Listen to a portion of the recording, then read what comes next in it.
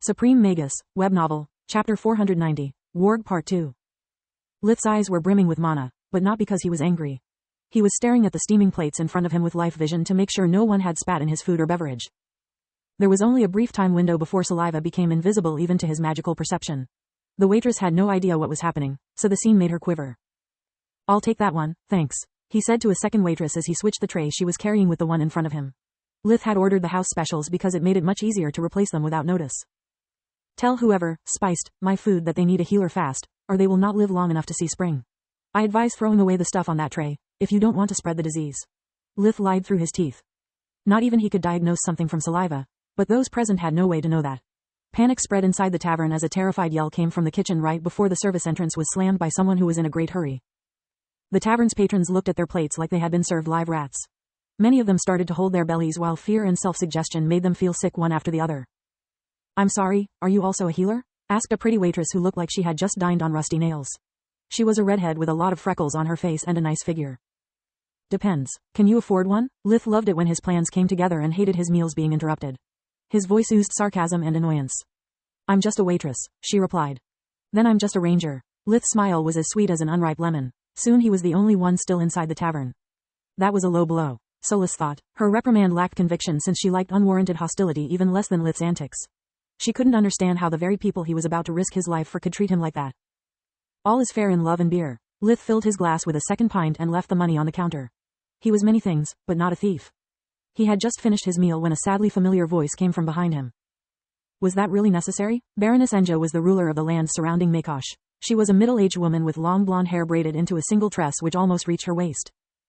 She had sharp features that together with several wrinkles in her ice-blue eyes gave her the stern expression of an eternally disgruntled monarch. "You have to be a little more specific than that, your ladyship." He stood up calmly before giving her a small bow. "The tavern keeper is a certified idiot, but sending him to the dungeon after taking all the keys with you is overreacting." She was still unaware of the fake pandemic spreading throughout her city while they were talking. "Is it?" It was a group of foreign merchants looking for shelter that spotted the Warg and gave you the time to call for help.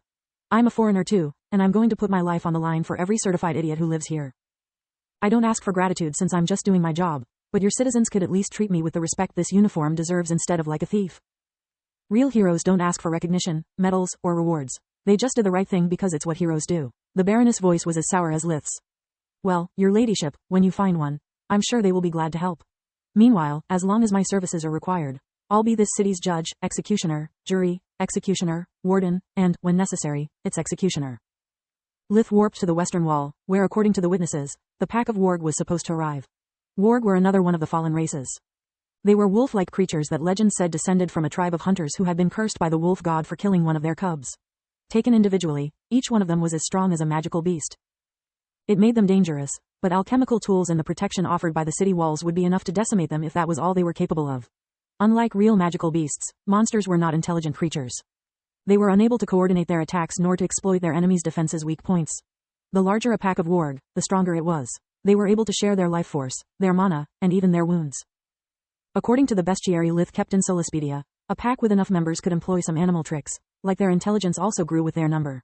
The Baroness had asked Lith to kill them in front of the city walls instead of hunting them in the wild for several reasons.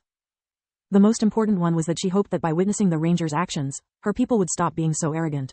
It wasn't only Lith that was fed up with their attitude, but also the merchants and the Mage Association. Without merchants, Magus would turn back into being a poor city. Without mages, the city would always be dependent on the army for its protection. The second most important reason was that otherwise no one, her included, would have trusted the ranger to do his job properly. After how they had treated him during his first visit, the Baroness had been surprised to see him arrive so quickly instead of making up an excuse or giving priority to another city. Lith was unaware of her worries, and if he learned the truth about her odd request he would simply not care. His success streak as a ranger was the only thing that mattered to him. So far, his services to the army and the crown had been well compensated with money, resources, and connections. His policy had always been to follow his job through as long as he was paid. The complaints of the inhabitants of Magus were just white noise in his ears. "I don't like this one bit," Lith thought while scouting the city's surroundings from a turret. "It's already odd that the merchant caravan spotted the Warg without being attacked, but what really baffles me is what's taking them so long to reach the city. I checked the map, there are no settlements between the place they were spotted and Magus. There's nothing that should have delayed their arrival this long." Solus had no answers to offer. Their knowledge about their opponent was limited to what the book said, and bestiaries were written by survivors or based on their stories.